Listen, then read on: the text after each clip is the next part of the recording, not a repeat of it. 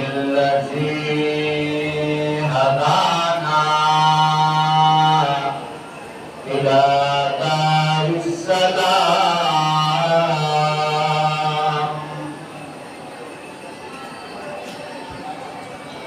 الحمد لله نحمده ونستعينه ونستغفره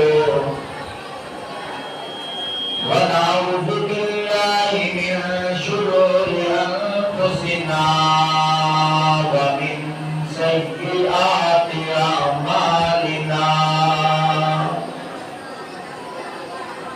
من يهده الله فلا مضل له ومن يضلله فلا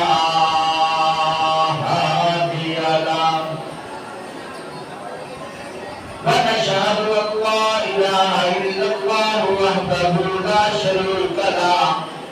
لا شريك له ولا نظير له ولا مشير له ولا نذير له ولا معين له ولا ضد له ولا مثل له ولا مثال له ونشهد أن سيدنا وسندنا وحبيبنا وهادينا ومهدينا ومرشدنا وطبيبنا ملجانا مأوانا مولانا محمدا عبده ورسوله أعوذ بالله من الشيطان الرجيم بسم الله الرحمن الرحيم منها خلقناكم وفيها نعيدكم ومنها نخرجكم تارة أخرى صدق الله العظيم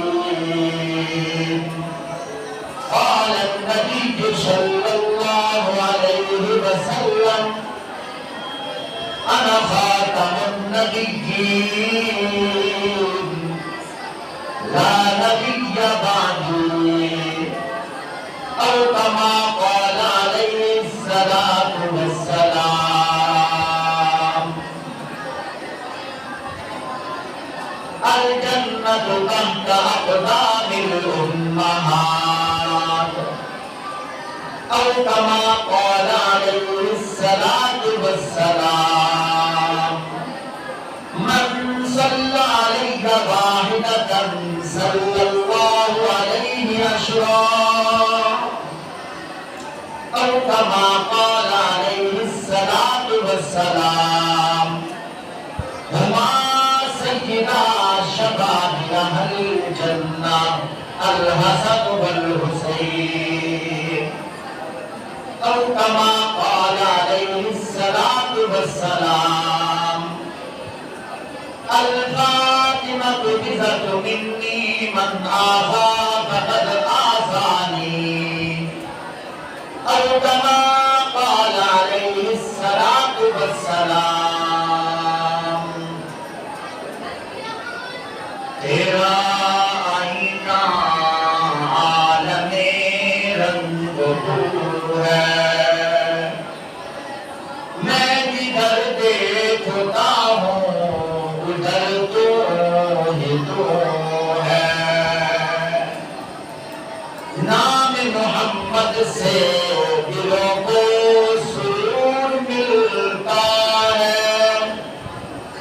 نگاہ فکر کو تازہ شعور ملتا ہے نصیب جیسا بھی ہو وسیلہ محمد کا دے کر خدا سے جو مانگو ضرور ملتا ہے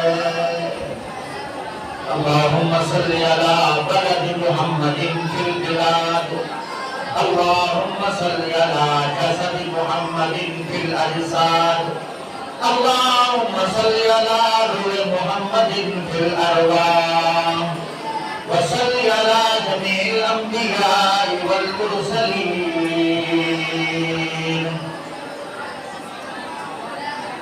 انتہائی واجب الاحترام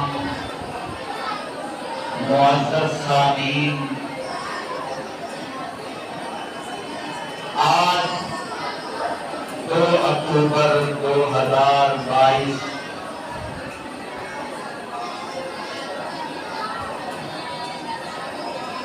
جامعہ مسجد المعروف اسحاق القاسمی شہید شہر کے اندر ہمارے بھائی آصف صاحب کی جو والدہ کا انتقال ہوا تھا، ان کی اصال و ثواب کے لیے ہم سب یہاں جمع ہوئے ہیں۔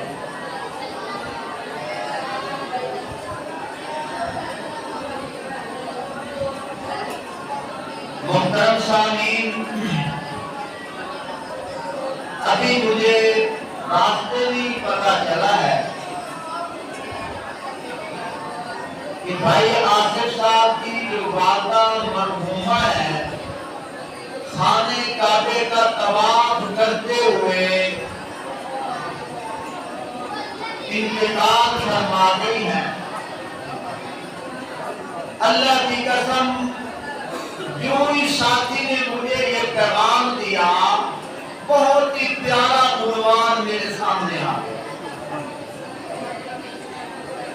اور آپ حضرات ماشاءاللہ اہل نظر ہیں، محبت والے ہیں، شوق والے ہیں۔ میں قرآن پاک کے اندر غوطہ لگا کر بڑی قیمتی باتیں آج تمہارے سامنے پیش کروں گا۔ تمام حضرات کو تو میں تکلیف نہیں دیتا،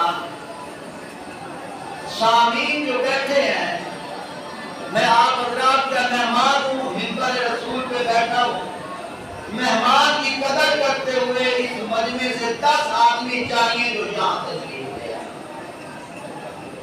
میں ان کے لیے دعا کروں گا،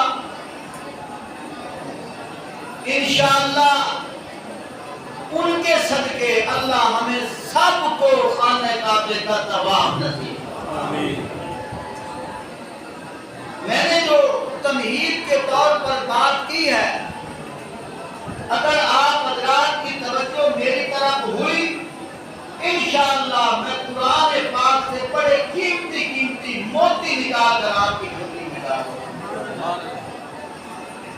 اسی کے اندر موت کا منظر بھی ہوگا، اسی عنوان کے اندر والدہ کا احترام کا عنوان بھی ہوگا، اسی عنوان کے اندر میرے نبی پاک صلی اللہ علیہ وآلہ وسلم کے روزہ اقدس کا عنوان بھی ہوگا۔ حدیث پاک کے اندر آتا ہے، اللہ پاک نے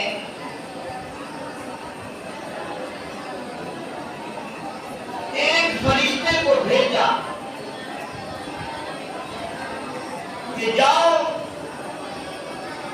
مٹی لے کے آؤ۔ فرشتہ مٹی لے کے آیا، لیکن مٹی لینے کا ذریعہ کیا تھا؟ آپ نے دیکھا ہوگا جب جہاز ہیلی کاپٹر ایک جگہ رکنے لگتا ہے تو کتنی دور مٹی اٹھتی ہے۔ اس فرشتے نے اپنا پر مارا، پوری کائنات سے طوفان برپا ہوا، پوری کائنات سے ذرات اکٹھے ہوئے، ایک مٹھی میں بند کر اللہ کے ہاں پیش کر۔ اللہ پاک نے اپنے دست قدرت کے ساتھ رحمت والا پانی برسایا، دست قدرت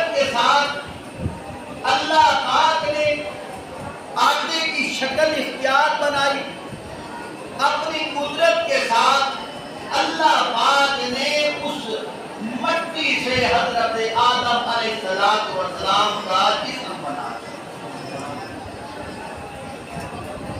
سمجھ آ رہی ہے میری بات؟ پھر روح پھونکی، آدم علیہ السلام دنیا جہان کے اندر ایک انسان، جن سے انسان دنیا جہان کے اندر آ گئے۔ ابھی جب وہ ان کو وجود بخشا، فرمایا یا آدم اسکن انت وزوجک الجنہ۔ وہ الگ بات ہے، آدم علیہ السلام جب ان کو وجود ملا تو اللہ پاک نے ان کی ٹیڑھی پسلی سے اماں حوا کو پیدا کر دیا۔ فرمایا تم دونوں جنت میں رہو۔ یہ میں ربط جوڑ کے لیے، بنیاد بنانے کے لیے تمہید باندھ رہا ہوں تاکہ آپ حضرات کو یاد دکھاتی رہے۔ پھر اس کے بعد ایک وہ وقت آیا، اللہ پاک نے فرمایا یا آدم، تو آجے کو سبحان اللہ کہنا رہا، سبحان اللہ۔ اصل میں آدھی ہو چکا ہوں، موضوع سریانہ ہے مولانا حق نواز صاحب کا آبائی وطن۔ 1000 کے قریب مسلمان وہاں جمعے کی نماز پڑھنے آتے ہیں۔ جب بھی میں قرآن پڑھتا ہوں سبحان اللہ کی گونج آتی ہے، میری تھکاوٹ بھی ختم ہو جاتی ہے۔ تو آپ تو ماشاءاللہ سب اہل شعور ہیں، دانشمند ہیں، ذوق والے ہیں، اور مسجد بھی ذوق والی ہے۔ سب کہو سبحان اللہ۔ فرمایا یا آدم اسکن انت وزوجک الجنہ وکلا منہا رغدا حیث شئتما ولا تقربا هذه الشجرة فتکونا من الظالمین۔ اللہ پاک نے فرمایا اے آدم، تو اور تیری بیوی تم دونوں جنت میں رہو، جہاں چاہو جیسے چاہو جو چاہو کھاؤ، اللہ کی طرف سے اجازت ہے۔ حیث شئتما، جہاں سے چاہو، ولا تقربا هذه الشجرة، لیکن میں ایک حد بھی لگا رہا ہوں، ایک قانون بھی بنا رہا ہوں، ایک حکم بھی لاگو کر رہا ہوں۔ یا اللہ وہ حکم کیا ہے؟ فرمایا اس درخت کے قریب نہ جانا، اگر تم درخت کے قریب جاؤ گے فتکونا من الظالمین، اگر تم اس درخت کے قریب جاؤ گے ظالموں میں سے ہو جاؤ گے۔ اللہ پاک قرآن کے اندر فرماتے ہیں، فرمایا وَلَقَدْ عَهِدْنَا إِلَىٰ آدَمَ فَنَسِيَ وَلَمْ نَجِدْ لَهُ عَزْمًا۔ بہت پرانے وقت کی بات ہے، آدم نے میرے ساتھ ایک وعدہ کیا تھا، آدم نے میرے ساتھ ایک عہد کیا تھا۔ فرمایا وَلَقَدْ عَهِدْنَا إِلَىٰ آدَمَ فَنَسِيَ وَلَمْ نَجِدْ لَهُ عَزْمًا۔ فرمایا آدم نے جو میرے ساتھ وعدہ کیا تھا، کیا ہوا وعدہ آدم بھول گئے اور وعدہ توڑ بیٹھے۔ یا اللہ پاک نے نسیان کا ذکر کیا ہے، نسیان کا مطلب ہے بھول جانا۔ اس لیے حدیث پاک کے اندر آتا ہے کہ ایک آدمی ہے، اس نے روزہ رکھا، فرمایا روزہ رکھنے کے بعد اگر اس آدمی نے ایک پانی کا پی لیا. فرمایا 7 روزے اس کو رکھنا پڑیں گے, اس لیے کہ انہیں روزہ کیوں توڑا ہے اور روزے کی قضا الگ دینی پڑے گی. لیکن حدیث پاک کے اندر آتا ہے ایک آدمی ہے, اس نے روزہ رکھا, روزہ رکھنے کے بعد وہ سو گیا. دن کے کسی وقت 11 بجے 12 بجے 1 بجے 2 بجے کسی وقت اس کو خیال لگا, اس کو پتہ بھی نہیں ہے, اور وہ کسی کا مہمان بن گیا. انہوں نے آگے کھانا رکھ دیا, اس نے سیر ہو کر کھانا کھا لیا, سیر ہو کر پانی پی لیا. کھانے کے بعد پانی پینے کے بعد وہ چل پڑا. راستے میں خیال آیا اوہو مجھے تو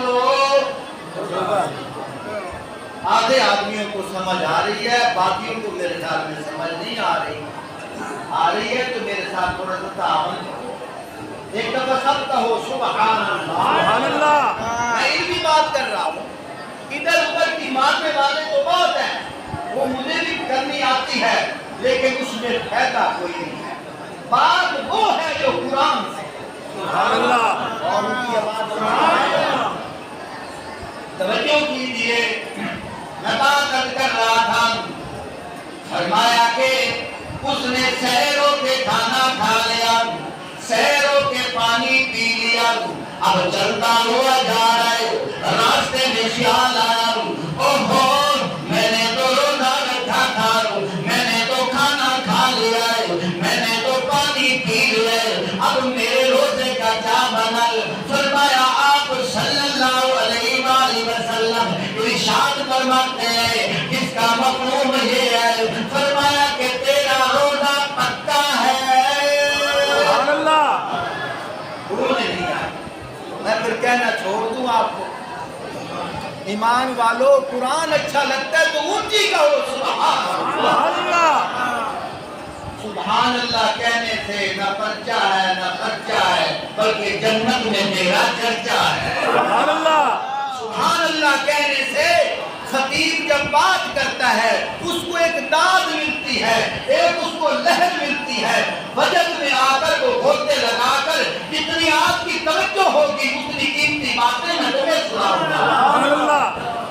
اس لیے تھوڑا سا تعاون فرمائے. میں بات عرض کر رہا ہوں, فرمایا تو نے سحروں کے کھانا بھی کھا لیا, سحروں کے پانی بھی پی لیا, لیکن تیرا روزہ پکا ہے, تیرا روزہ برقرار ہے. یا نبی اللہ میں نے تو کھانا بھی کھایا ہے, میں نے تو آج تک یہ سنا ہے اگر ایک گھونٹ پانی پی لیا جائے روزہ ٹوٹ جاتا ہے, لیکن میں نے تو سحروں کے کھا لیا, میرے روزے کا کیا بنا. اللہ پاک فرماتے ہیں میرے معبود میرے بندوں کو کہہ دو, فرمایا تمہارا روزہ پکا ہے. جو تو تم نے کھانا کھایا ہے جان بوجھ کے نہیں کھایا, بھولے سے کھایا ہے. اگر تمہیں پتا چل جاتا تم کبھی نہ کھانا کھاتے, بھول کے کھایا ہے. روزہ تمہارا پکا ہے, وہ جو کھانا تم نے کھا لیا میری طرف سے مہمان نوازی. سبحان اللہ. ایک اور حدیث کا واقعہ سنو. حدیث بخاری شریف کے اندر آتا ہے, آپ صلی اللہ علیہ وآلہ وسلم ارشاد فرماتے ہیں, فرمایا حضرت موسیٰ علیہ السلام نے حضرت آدم علیہ السلام سے ملاقات کی. ملاقات کے کر کے کیا کہا, فرمایا یا نبی اللہ اے باپ آدم بتاؤ تو صحیح نا, میں جو بات پوچھنا چاہتا ہوں. فرمایا میرا بیٹا بتا کیا کہتا ہے. کہنے لگے کہ میں پوچھنا یہ چاہتا ہوں, اللہ پاک نے جنت کے نہروں کا ذکر کیا ہے, اللہ پاک نے جنت کے پھلوں کا ذکر کیا ہے, جنت کے طرح طرح کے پھلوں کا ذکر کیا تھا. اتنے کھانے موجود تھے, آپ کو کیا پڑی تھی کہ اس طرف کے قریب آپ چلے گئے. اگر آپ طرف کے قریب نہ جاتے ہم بھی وہیں رہ جاتے. حضرت آدم علیہ السلام حضرت موسیٰ علیہ السلام سے کہتے ہیں بتا جس وقت اللہ پاک نے مجھے منع کیا تھا اس وقت تو نہیں تھا, تجھے کس نے بتایا ہے. حضرت موسیٰ علیہ السلام نے فرمایا کہ مجھے اللہ پاک نے جو آسمانی کتاب برابر کی ہے، میں نے اس کا مطالعہ کیا ہے، اللہ پاک نے مجھے وہاں بتایا ہے۔ فرمایا یہ تو بتا جب اللہ پاک نے طلاق کو وجود دیا تھا کس وقت دیا تھا؟ فرمایا قرآن کے اندر لکھا ہوا ہے کہ جنت کو رکھ کے بنانے سے ہزاروں سال پہلے اللہ نے طلاق کا وجود دیا ہے۔ حضرت آدم علیہ السلام فرماتے ہیں بس مسئلہ ہی حل ہو گیا۔ کہ کیسے مسئلہ حل ہوا؟ فرمایا تو ابھی کہہ رہا ہے کہ ابھی جنت نہیں بنی، ابھی دوزخ نہیں بنی، ہزاروں سال پہلے اللہ پاک نے طلاق کو وجود دیا، قرآن کے اندر یہ ذکر کر دیا۔ مجھے بتا تو صحیح نا، ابھی جنت بنی نہیں ہے، میں جنت میں گیا نہیں ہوں، میں نے پھل کھایا نہیں ہے، تذکرہ پہلے کیسے آ گیا؟ اس بات سے ثابت ہوتا ہے کہ میرے بس میں نہیں تھا، اللہ کی مشیت میں تھا۔ سبحان اللہ۔ سمجھ آئی؟ میں نے غلطی نہیں کی، دو دیکھنے میں میں نے غلطی کی ہے۔ یاد رکھو تمام انبیاء معصوم ہوتے ہیں، غلطی کا تصور نہیں، تمام صحابہ محفوظ ہوتے ہیں، لیکن جو کچھ ہوا یہ اللہ کی مشیت سے ہوا ہے۔ حضرت آدم علیہ السلام فرماتے ہیں میں کیا کر سکتا تھا؟ اللہ کی قدرت نے، اللہ کی مشیت نے، اللہ پاک کے حکم کے اندر، اللہ پاک کے ارادے کے اندر، دنیا جہان کے اندر جو کچھ ہونا ہے، جو کچھ ہو رہا ہے، جو کچھ ہوگا یہ پہلے سے لکھا جا چکا ہے، یہ پہلے سے ترتیب بن چکی ہے، یہ پہلے سے سزا بندی لگ چکی ہے۔ اس لیے میں کیا کر سکتا ہوں؟ میں تو محکوم ہوں، وہ حاکم ہے۔ سبحان اللہ۔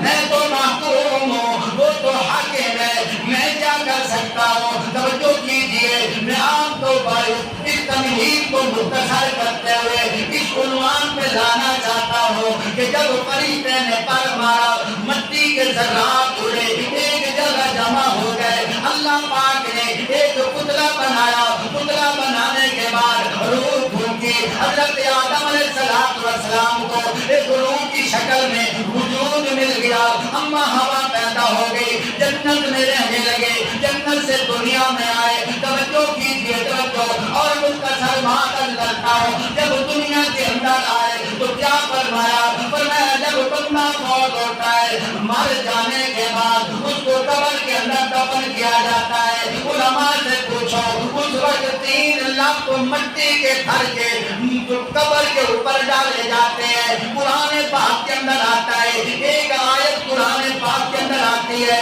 فرمایا وہاں دعا پڑھی جاتی ہے جب 1 لاکھ بھر کے مٹی کا قبر کے اوپر ڈالا جاتا ہے، کیا کہا جاتا ہے؟ منہا خلقناکم۔ جب دوسرا لفظ ڈالا جاتا ہے اللہ پاک کیا فرماتے ہیں؟ وَفِيهَا نُعِيدُكُمْ۔ جب تیسرا لفظ ڈالا جاتا ہے اللہ پاک قرآن میں فرماتے ہیں وَمِنْهَا نُخْرِجُكُمْ تَارَةً أُخْرَىٰ۔ سبحان اللہ۔ ادھر سے سبحان اللہ کی آواز نہیں، میں جاتے ہوئے ارمان لے کے جاؤں گا۔ ساتھیوں حوصلہ افزائی نہیں ہو رہی، سب کہو سبحان اللہ۔ توجہ کیجئے، 3 لاکھ بھر کے ہم قبر پہ ڈالتے ہیں، کیا دعا پڑھتے ہیں؟ منہا خلقناکم وفیہا نعیدکم ومنہا نخرجکم تارۃ اخریٰ۔ اب معنی سنیے، جب پہلا لفظ ڈالا جاتا ہے معنی کیا ہے؟ اللہ پاک فرماتے ہیں منہا خلقناکم، جس مٹی میں تو آ رہا ہے، جس طرح کے ہم بزرگوں سے سنتے ہیں، پہنچی وہیں پہ خاک۔ سبحان اللہ۔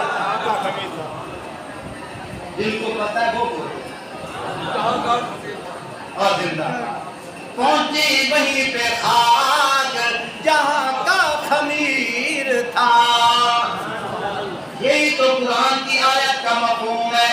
اللہ پاک ہی فرماتے ہیں منہا خلقناکم، مانا سنو، فرمایا جب تو مٹی کا ایک پک ڈالتا ہے اللہ پاک فرماتے ہیں او بندے تو جس قبر کے اندر آیا ہے منہا خلقناکم، ہم نے تجھے اس ہی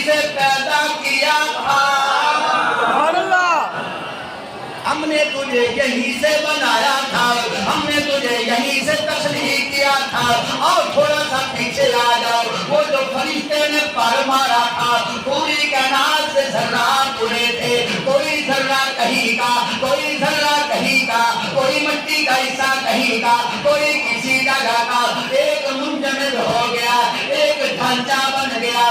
کوئی ذرات تیرے اور میرے ہیں، ہمیں پتہ کوئی نہیں ہے۔ میں نے مر کر کہاں جانا ہے، میری قبر کہاں بننی ہے، پھر بزرگوں سے پوچھنا پہنچی وہیں پہ خاک جہاں کا خمیر تھا۔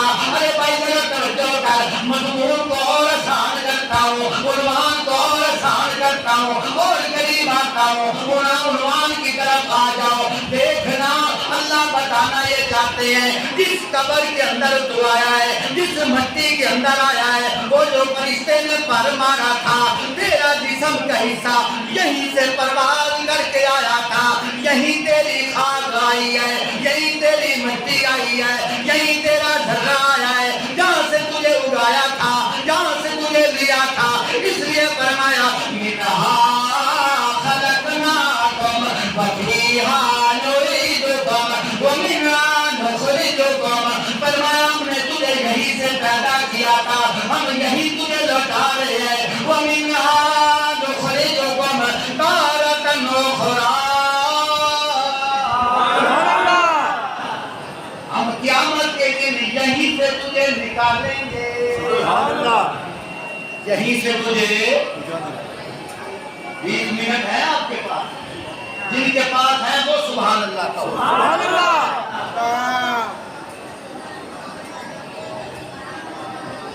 یہیں سے تجھے دوبارہ نکالیں گے۔ توجہ کیجیے اور آسان کرتا ہوں۔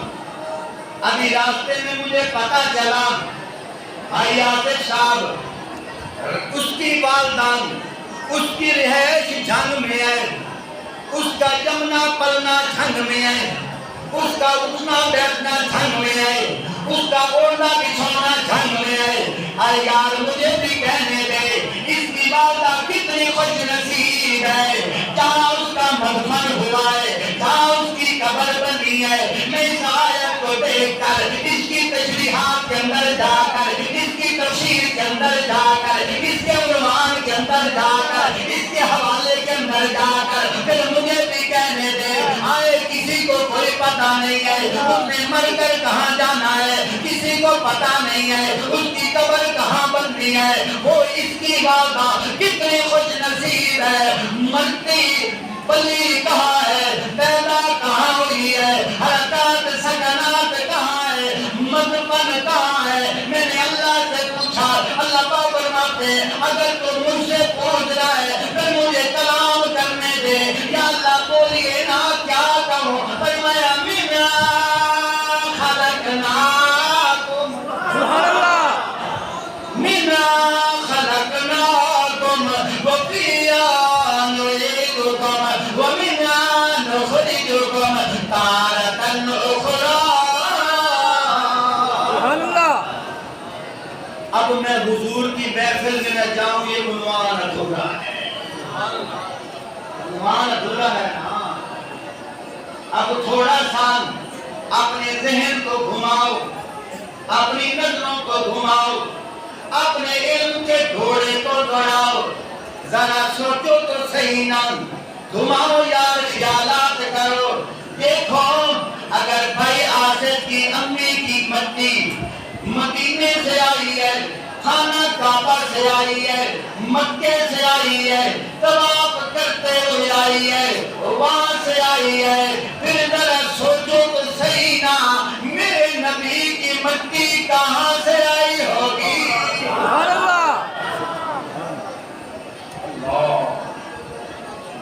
اس سٹیج تک پہنچتے ہوئے، اس خطابت تک پہنچتے ہوئے مجھے 25 سال کا عرصہ لگا ہے۔ کچھ کی عادت ہے کہ خطبات دیکھتے ہیں، بچپن سے میری عادت ہے میں خطبات نہیں دیکھتا، میں قرآن کی تفسیر دیکھتا۔ سبحان اللہ۔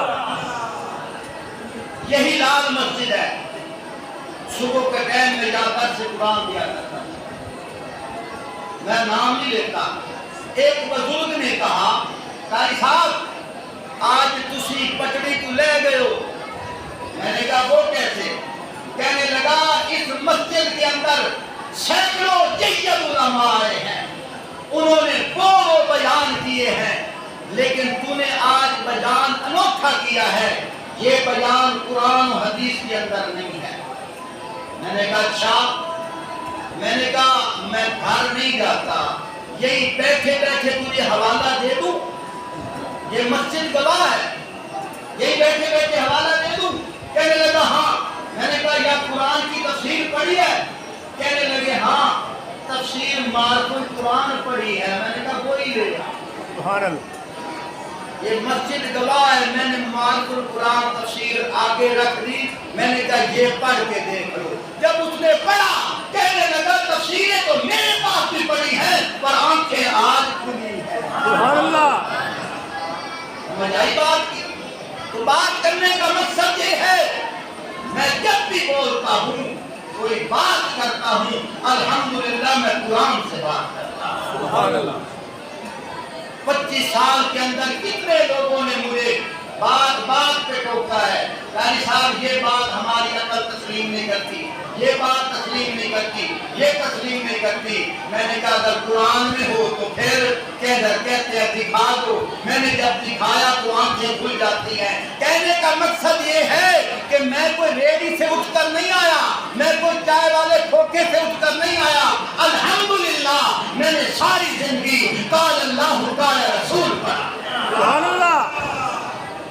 آج توجہ کر, میں بات اب کر رہا تھا, اسی آیت کے اندر دیکھتے ہیں فرمایا کہ جتنی انسانیت پیدا ہوئی ہے, جتنی انسانیت نے پیدا ہونا ہے, مر کر جہاں مٹی جس قبر کے اندر جانی ہے وہیں سے اس کا خمیر لیا گیا ہے, وہیں سے اس کے ذرات لیے گئے ہیں. پھر مجھے بھی کہنے دینا اللہ کے نبی کیا فرماتے ہیں, فرمایا ماں بین بیتی و منبری روضۃ من ریاض الجنہ.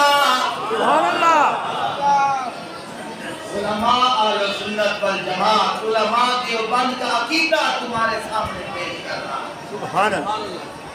اللہ کے نبی کیا فرماتے ہیں, ما بین بیتی و منبری روضۃ من ریاض الجنہ.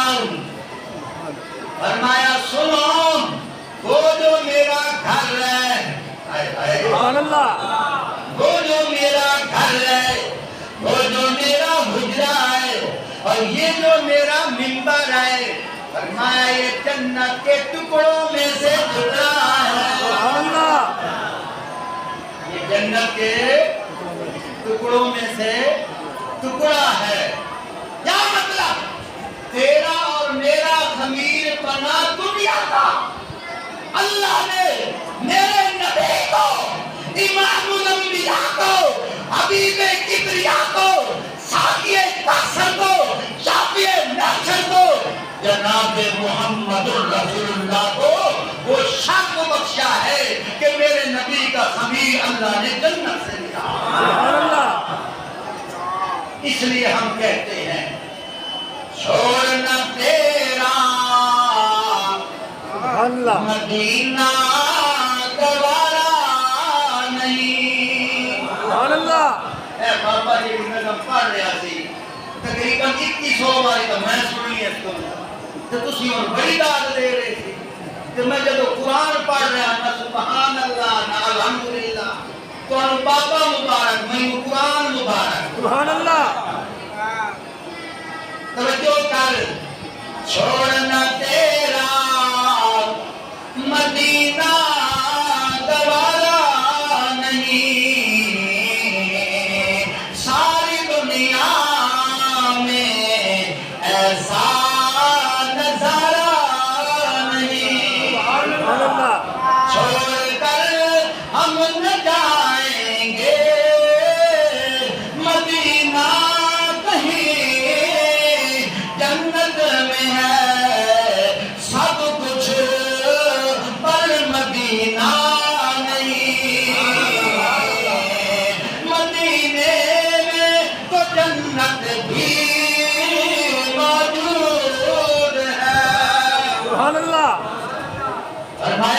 میرے نبی دا روزہ جنت دا ٹکڑا نہیں بلکہ جنت دنی آلہ ہے سبحان اللہ اور جو کار جنت دنی سارے بولو جنت دنی اور 15 منٹ حضور کی شان اس میں تو بولا تھے حضرت توجہ کر فرمایا جنت دنی آلہ ہے اس واسطے تک کہ شہر نے کیا ہے فرمایا دمکتا رہے تیرے روضے کا منظر دمکتا رہے تیرے روضے کا منظر سلامت رہے تیرے روضے کی جالی ہمیں بھی عطا ہو وہ شوق ابو ذر ہمیں بھی عطا ہو وہ جذبہ بلالی ہمیں بھی عطا ہو وہ جذبہ بلالی عاشق کے آتا ہے نبی دا دیوانہ کے آتا ہے نبی دا پروانہ کے آتا ہے نبی دا حکمدار کے آتا ہے صبح دا ٹائم ہوتا ہے صبح کے ٹائم کے آتا ہے اے باد صبا سبحان اللہ اے باد صبا تو جا کے کہیو اپنے سلام کے بعد اے باد صبا تو جا کے کہیو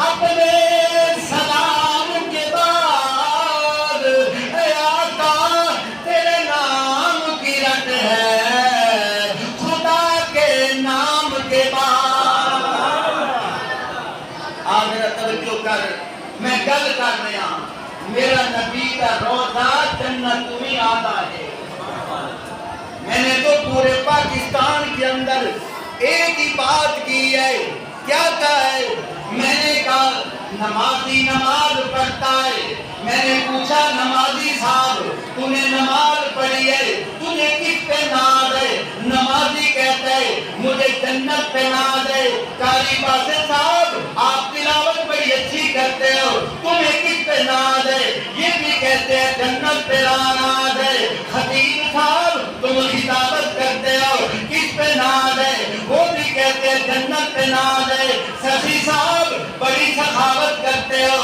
کس پہ ناز ہے وہ بھی کہتے ہیں جنت پہ ناز ہے روزے دار صبح صبح اٹھ کر اپنی نیند قربان کرتے ہو سارا دن بھوکا پیاسا رہتے ہو کس پہ ناز ہے وہ بھی کہتے ہیں جنت پہ ناز ہے مجاہد صاحب بڑے جہاد کرتے ہو کس پہ ناز ہے وہ بھی کہتے ہیں جنت پہ ناز ہے میں نے جنت سے پوچھا ہر کسی کو تیرے اوپر ناز ہے امام کو تیرے اوپر ناز ہے مؤذن کو تیرے اوپر ناز ہے مقتدی کو تیرے اوپر ناز ہے بتا تجھے کس پہ ناز ہے جنت کہتی ہے مجھے نبی کے روزے پہ ناز سبحان اللہ جنت کہتی ہے مجھے نبی کے روزے پہ ناز ہے توجہ کیجئے صرف حضور تو نہیں ہے وہاں سبحان اللہ وہاں صرف حضور تو نہیں ہے وہاں تو حضرت ابو بکر بھی ہے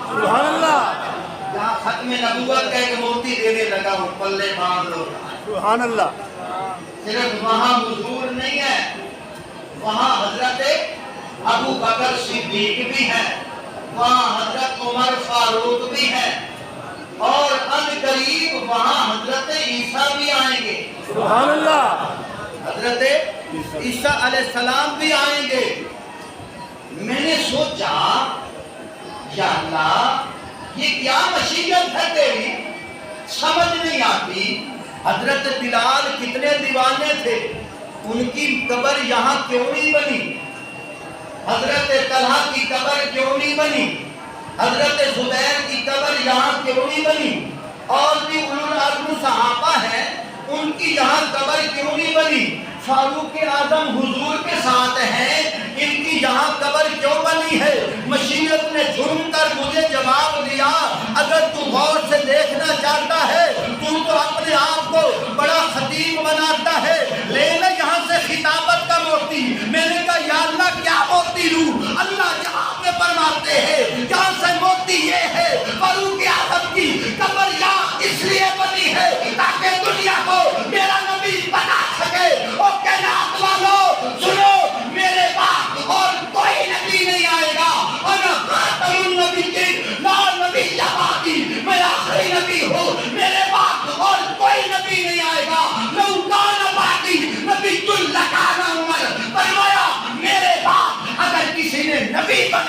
آنا ہوتا، یہ عمر پڑا ہے یہ آ جاتا۔ سمجھ آئی کہ نہیں آئی؟ فرمایا میرے بعد اگر کسی نے نبی بن کے آنا ہوتا، یہ میرے ساتھ عمر پڑا ہے یہ آ جاتا، یہ آ جاتا۔ جب اس نے نبوت کا اعلان نہیں کیا، سمجھو اب کوئی بھی نہیں آئے گا۔ میں نے کہا یا رسول اللہ، آپ کے ساتھ ابو بکر بھی پڑے ہیں، آپ کے ساتھ ابو بکر بھی پڑے ہیں، اور کیوں نہیں آئے؟ فرمایا یہی تو دنیا کو بتانا چاہتے ہیں۔ او ابو بکر تمہیں اچھا لگے نہ لگے، مجھے اچھا لگا ہے تو ساتھ سلا رکھا ہے،